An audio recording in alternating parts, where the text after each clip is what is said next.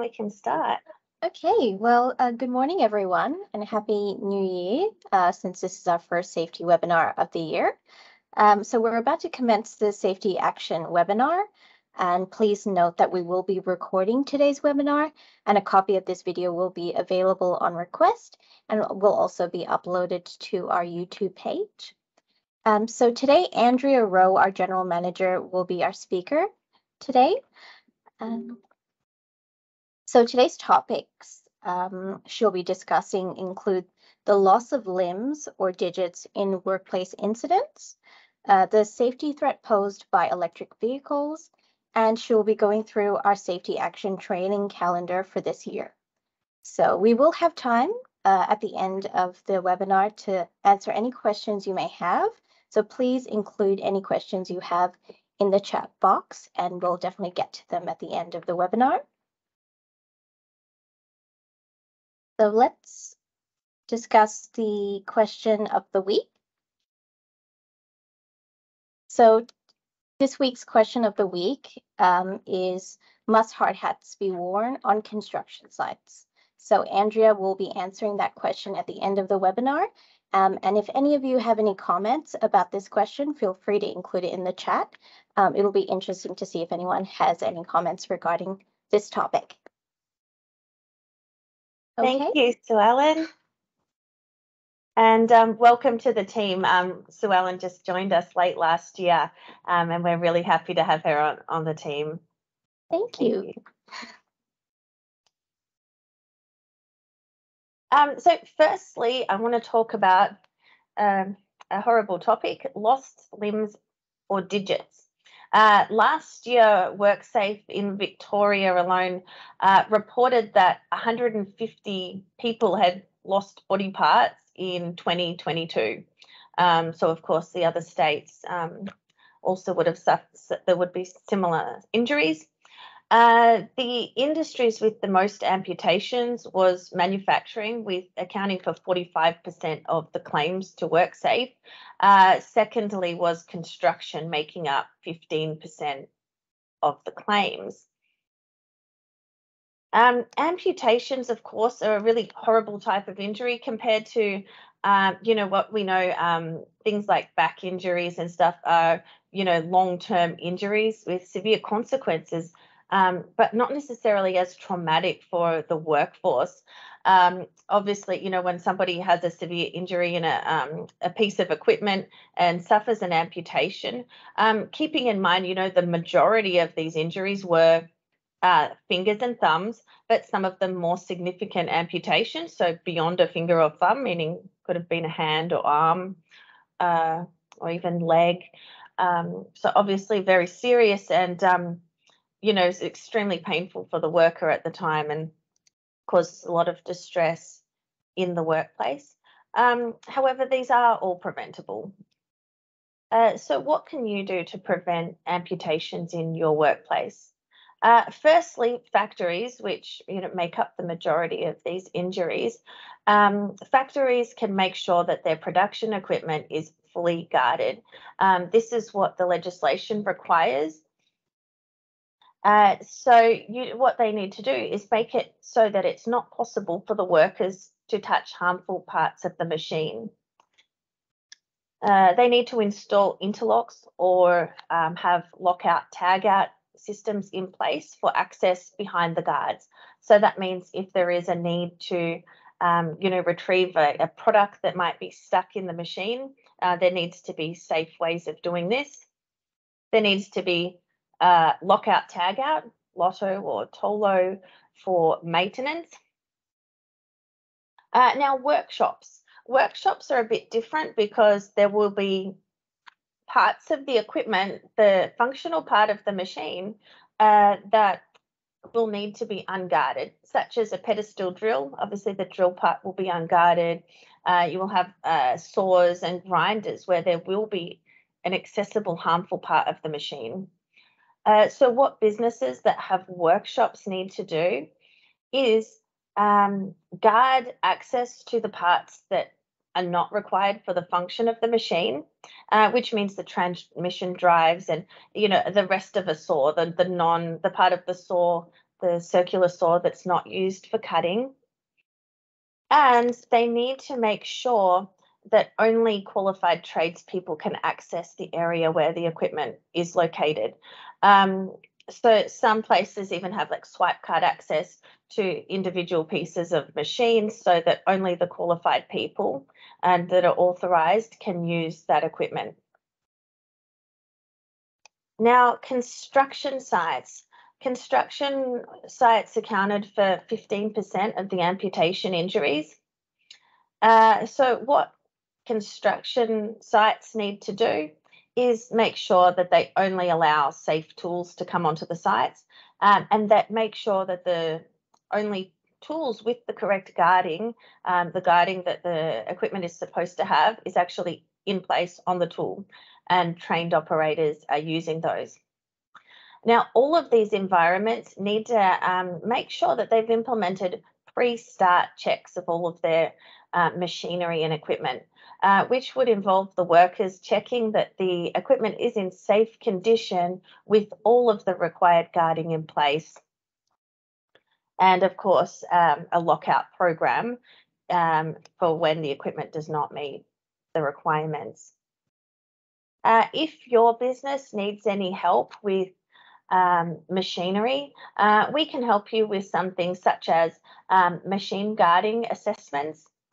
So we can conduct the assessments for you and provide back risk assessment reports, or we can train a team at your workplace to do your assessments for you. We have a successful week-long program we call the Zero Access Program, where groups of workers can be trained to conduct and document the risk assessments. We do run shorter versions of this program sometimes as required. So let us know if you have any questions there. Next, I want to talk to you about electric vehicles. Electric vehicles are becoming more common, and in previous newsletters, I've written about the dangers of fires if the batteries are damaged or catch fire particularly during charging.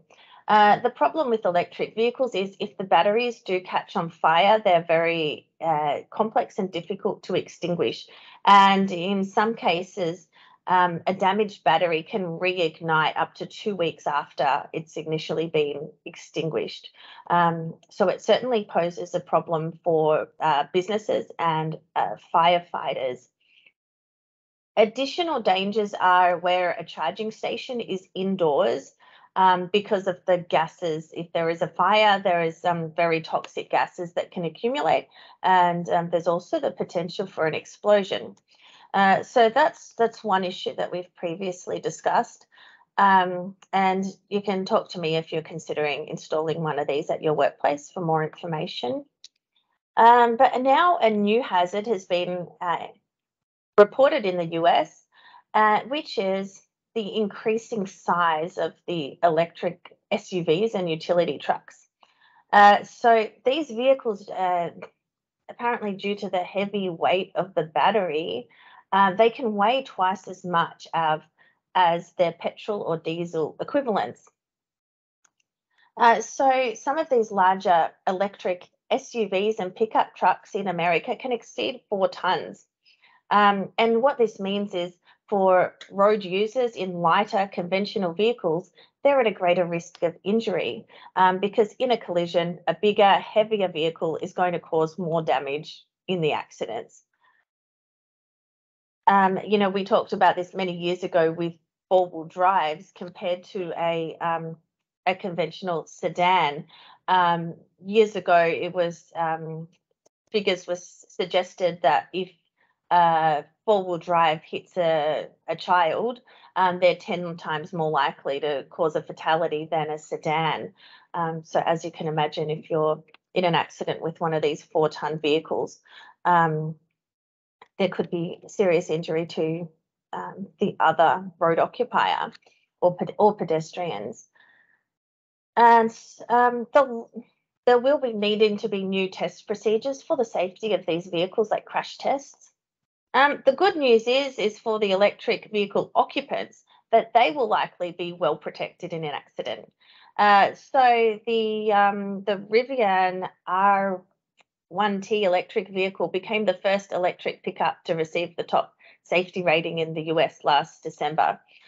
So I guess the key message here is for road users, you're better off to be in the electric big SUV than in an accident and being in the other vehicle. So we'll keep an eye on this evolving situation as electric vehicles are increasing in Australia.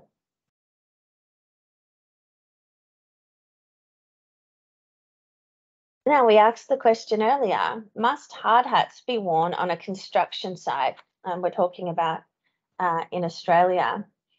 No, the answer is no. Now, we hadn't. Did anyone give us any of their answers in the chat?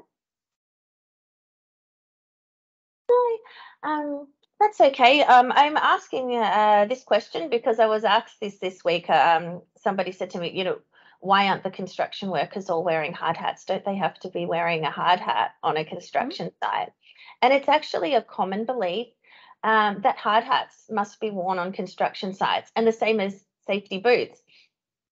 And, Sue Ellen was surprised when I told her that no, in fact, none of this, even safety vests, are actually not a legal requirement. There's no regulation that says any of this equipment has to be worn on a construction site in Australia.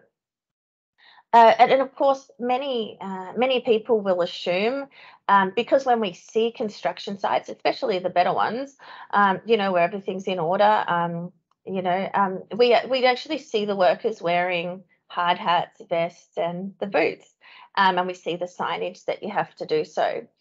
However, it's not regulated, so it's up to the principal contractor to decide what safety equipment is mandatory on their site and display the signage for that. And employers and workers need to decide what additional personal protective equipment is needed when they look at their swims, such as whether they need hard hats, gloves, safety glasses, respirators, or other equipment. So that's the answer to that one. Was there any other questions today? There weren't any questions, but Rick actually made a really good comment about electric vehicles, saying that a really good preventative measure is to turn the charger off before unplugging a car that is being charged. As when unplugging, if there's too much humidity in the air, this could produce an arc of electricity. So that's a really good tip. Fantastic. Thanks for that, Rick. And, it really does highlight the importance of having procedures, especially if you have electric vehicles and charging stations in your workplace. You need to have procedures to show people how to use them. Now, I'll just share with you quickly our 2023 training calendar. It is available in our newsletter and on the website. I think you'll see, if you haven't already read our newsletter, Sue Ellen will put the link to the February newsletter into the chat. So we have a lot of upcoming public training courses, which we also run these, in-house if your business needs it custom made, or if the timing isn't suitable and you want that delivered in-house. And what's coming up next month? In March, the 3rd of March is World Hearing Day. So if you do safety promotions in your workplace, it's a good opportunity to look at, noise and hearing protection in the business. Our next webinar will be on the 10th, and we'll be talking about new technologies, which will also be the topic of our breakfast, which is we'll be here at Safety Action on the 27th of April, which is a breakfast in the morning, so 7:30, and we finish at 9 o'clock. So register your interest in the newsletter. There's a link to actually book in to the breakfast. So thank you everyone for joining us today. If anyone else has any questions, we'll still be on the line. but feel free to send your feedback or questions to us by email or call us at any time. So everyone have a great Friday and a great weekend. Have a great weekend, guys. Thank you. Thank you.